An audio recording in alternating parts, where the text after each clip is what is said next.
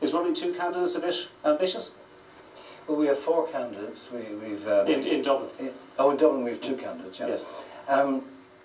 Well, we're not exactly delusional. We don't really think that as a brand new party that nobody has heard of until just recently, because we didn't get any coverage up to now. We've been thrown very much in the deep end, that we're necessarily going to get elected. So we're not that delusional that we're going to take a seat. But having said that, our main purpose was to highlight that there is another way, that we have an alternative to representative democracy that can include people in the decision-making process. And we have a wealth of talent in this country, and it's one of our biggest resources. And, we can talk about oil and gas and all this, but our people are the biggest resource that we have. And they're being silenced and not being listened to.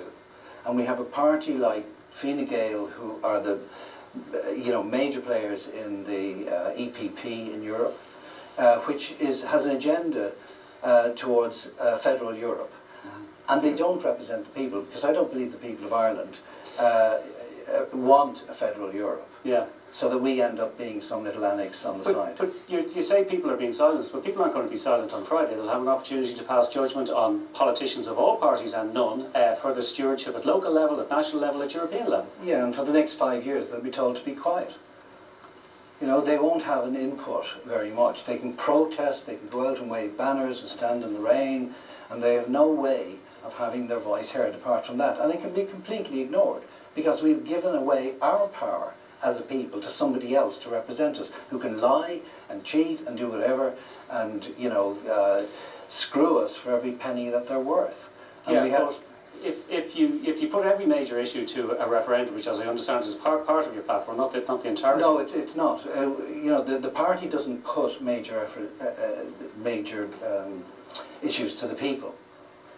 The people decide what they want to vote on. So if somebody has an issue, they can, by getting a certain number of signatures, call that. Now, Europe has something like that already.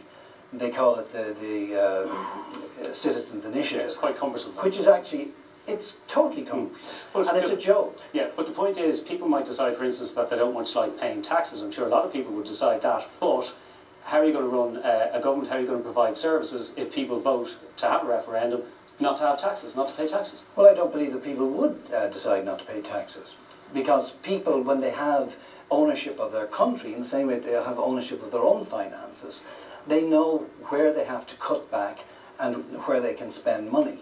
So people are pretty responsible. They're not stupid, and it's treating people as though they're idiots that has us in this situation in the first place. We are not idiots. And I'm just an ordinary person. I'm not a seasoned career politician. But I resent being treated, and that's how Direct Democracy Ireland came about. I resent being treated like I'm an idiot. And the rest of the people in Ireland, I think, feel exactly the same way, which is why we've gained so much. Our website crashed the other night after the party political broadcast, because people like what we're saying. We came quite close to winning the Meath East by-election as well, with no publicity and no money. You came fourth. We came fourth, but if we had got the sort of coverage that we're getting today on national television, and we had got a few extra first preference votes, we got more second preference votes than most of the other people combined. We could have won that on second preference votes. Okay. So that was without any money or any publicity. Okay. So people like this message. They want to have a say, and they want inclusion in their political future. Okay. What is one practical thing that you could do in the European Parliament to help the people of Dublin?